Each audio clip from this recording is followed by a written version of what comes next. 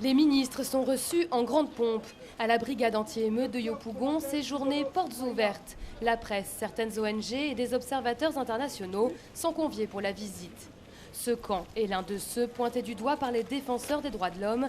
Derrière ces murs, des militaires et des civils auraient été torturés, notamment dans la vague de répression qui a suivi les attaques attribuées au pro-Gbagbo au mois d'août et septembre. Si chacun peut jeter un rapide coup d'œil, interdiction de filmer. Pas de caméra.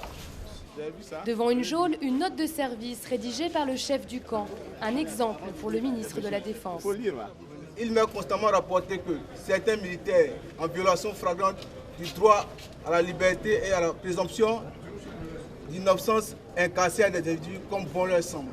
J'ordonne que soit mis fin à certaines pratiques. Monsieur le ministre, pour vous, c'est la preuve que les consignes sont respectées et que des sanctions sont prises si les gens enfreignent à ces règles. Cette note ferait plutôt penser à un aveu, mais les rares détenus présentés au ministre ne se plaindront de rien.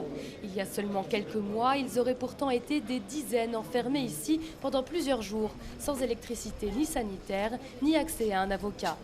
Rares sont ceux qui osent parler de peur de représailles. Un militaire a finalement accepté de raconter, dans l'anonymat, un calvaire qui a duré 2 mois. Ils ont mis dans les barriques d'eau, brûlés avec du sachet, nous ont chicotés, et on nous a enchaînés avec des cadenas.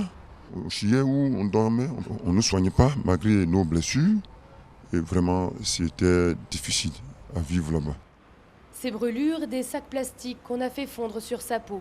Cet homme était dans l'armée du temps de Laurent Gbagbo. Resté en poste sous l'ère Ouattara, il a fait les frais de la méfiance qui règne encore chez les militaires. En mars 2012, on l'arrête, bien avant les attaques. On ne te pose pas de questions pour dire que oui, tu as fait ça. C'est eux-mêmes qui t'accusent pour dire que tu as fait coup d'État.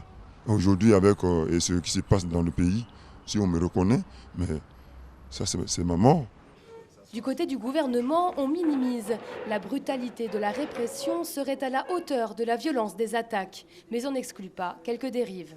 Nous ne rejetons pas en bloc le fait que certains éléments aient pu commettre des exactions ou des bavures. Et quand cela est connu et su, nous ouvrons des enquêtes. Mais jusqu'à présent, aucune victime ne s'est encore signalée à la justice militaire.